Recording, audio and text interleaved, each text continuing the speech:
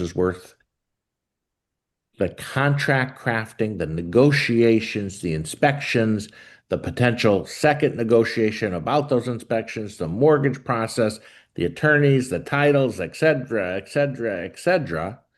There's a huge process. And once you go through that process, you're earning the right. The average consumer doesn't know what you do. Okay. They think that you sit at home when it snows and you just, eat bonbons. That's not what we do. As Kelly said, and I've said, we are the hardest working agents out there. We treat this as a business. And, if you're going to treat it as a business, I think when you're dealing with a buyer, it requires a meeting or buyer consultation. If you're in Florida and where people move for second homes and things like that, do you want an HOA? Do you not want an HOA? Do you want golf? Do you want bundle golf? Do you need a pickle? You got to know all that.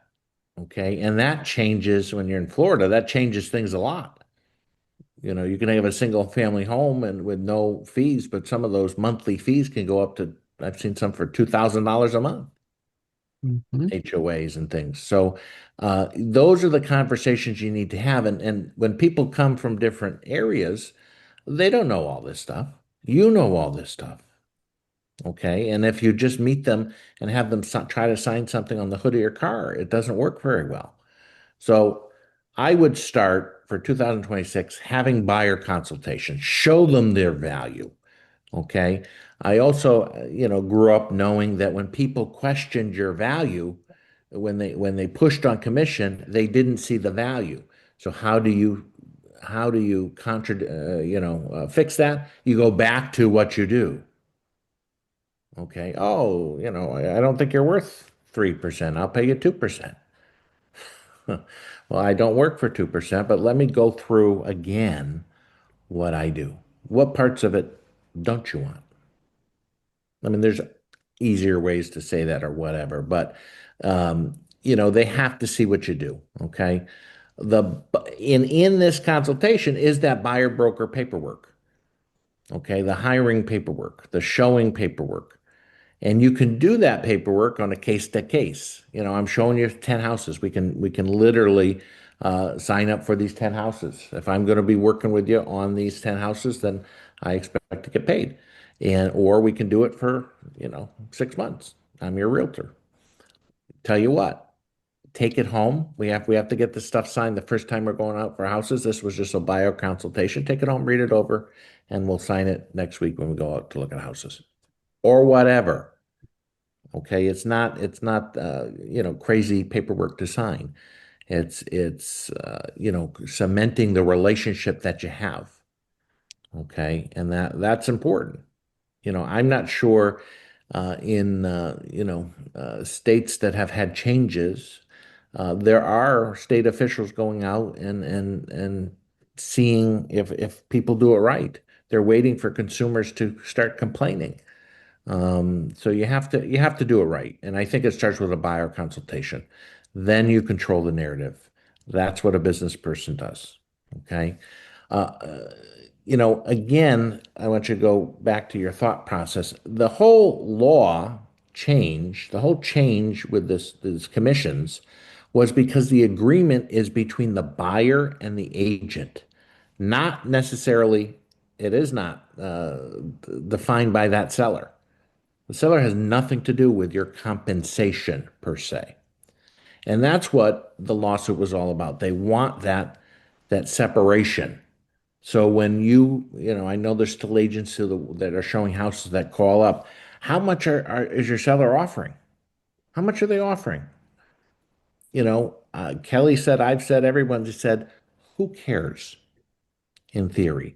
If they're offering 1% and you've gotten a 5% buyer broker, what does that do but create anxiety for you and for the whole situation? You have a buyer broker or a form that says you work with that client for a certain percentage. Okay, that's what you get. That's what you're earning. That's what you're asking for. Okay, it doesn't matter what they're willing to pay. You write it into the contract. Okay.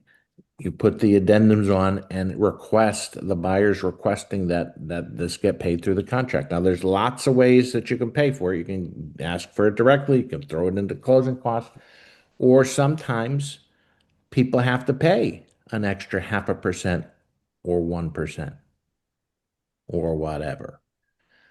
So those of you who haven't had this conversation or set up like this, I know a lot of you that I've talked to have switched last year into doing something like this. The more we can do this, the better it's going to be for you. Okay, you're running a business. Okay, you have an end goal in mind. This will help you get there sooner. So I'll give you an example.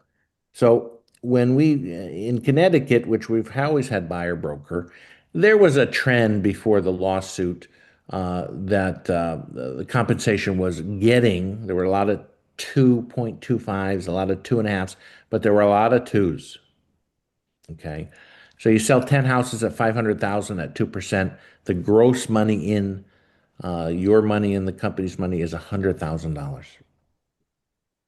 If you control, now there's one individual in our company, at least one, that I know that last year 99% of their stuff was at 3.5%.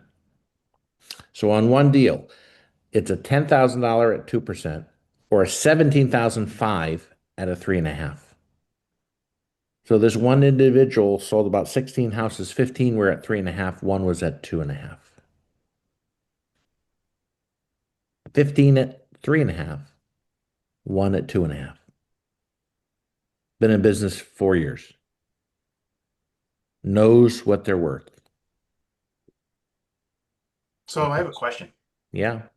So most buyers come to pick an agent and they're already decided that they're going to use you because they know you or they've made that decision. So it's a process of educating them what the process is. If the Yep. seller doesn't pay, this is my commission. You may have Yep. to pay a portion of it, Yep. going through that process. I understand that. But I think I'm in this Zoom because when you're on the listing side and you're going against another agent and you need to show your worth or know your worth on the listing side and you're competing again for the listing, you have to get that number up and show them what they're worth on the listing side. Or are we just talking about the buyer side today? No, we could do that's fine. Let's and there's a lot of misconception on the list side. So you do have to be careful in the way you think. As you just said, you have to get them up. Why do you have to get them up?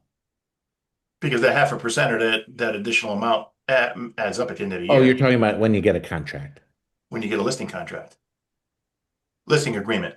Listing agreement. So you just want, which I'm putting words in your mouth, but you just want to get a 6, a 6.5 to, or whatever it is to make it easy.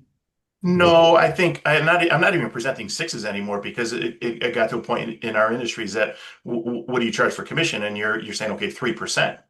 And then they're negotiating. And I understand the process of pointing out the additional 1%. How much is that really? And is it $4,000? And you can get more on the other end. And I know that you go through the whole process, but you're going up against other competitive, you're competing against other listing agents for the listing.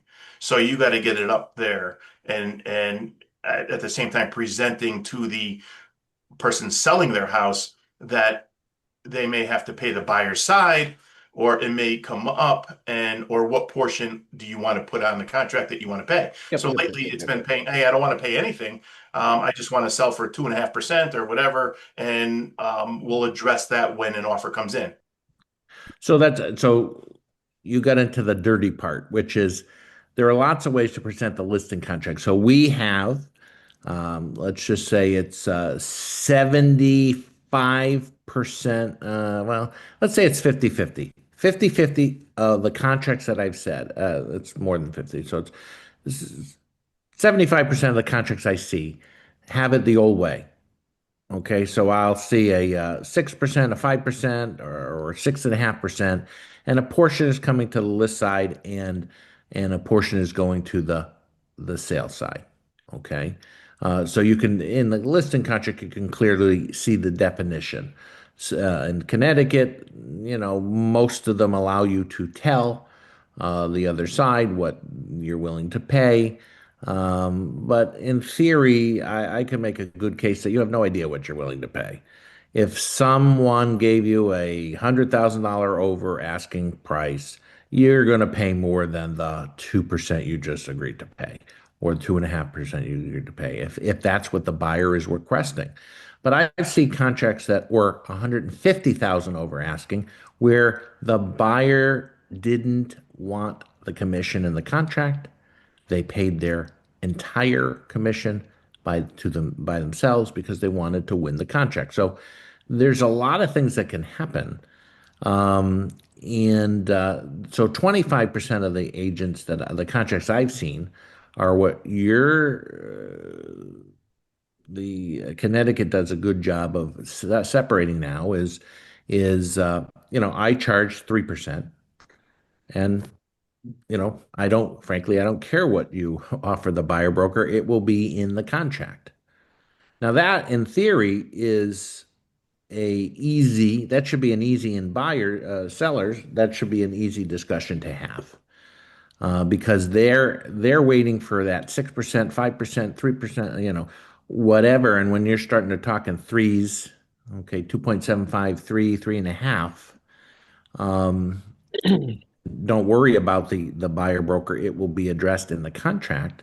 They think that's attractive and they choose you. But we have to make sure that they know that you're gonna have it's going to be in that contract. I haven't seen the deal go together except for a handful where there's been no buyer broker. Most of them have a buyer broker, and I've seen buyer brokers asking for. Okay, so there's I've seen everything over the board.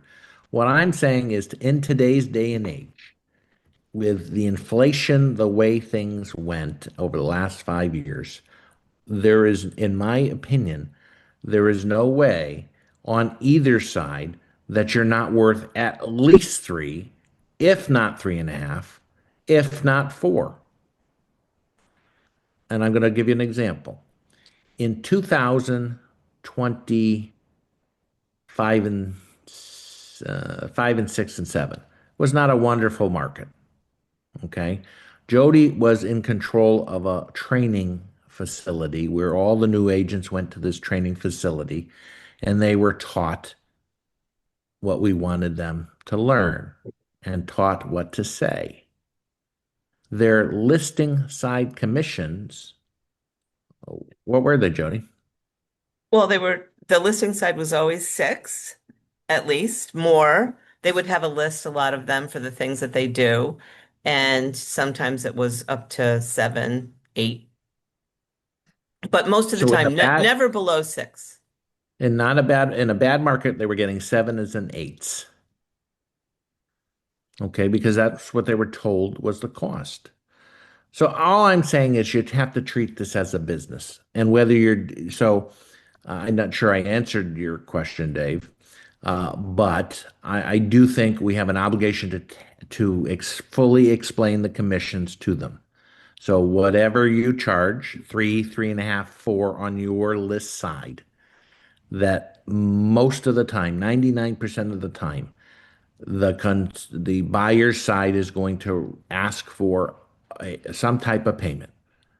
We don't know if that's 1, 2, 3, 4%, but it will be in the contract. Okay. Now you can pre-guess and say, oh, you'll offer two. But if you go back to the lawsuit, they they don't really want the seller defining what the buyer is getting. That's what the lawsuit was all about. I think it makes it easier, certainly, that uh, in a perfect world, I would be able to say, they're willing to look at offers where they pay some compensation. They're willing to do that. And in most of the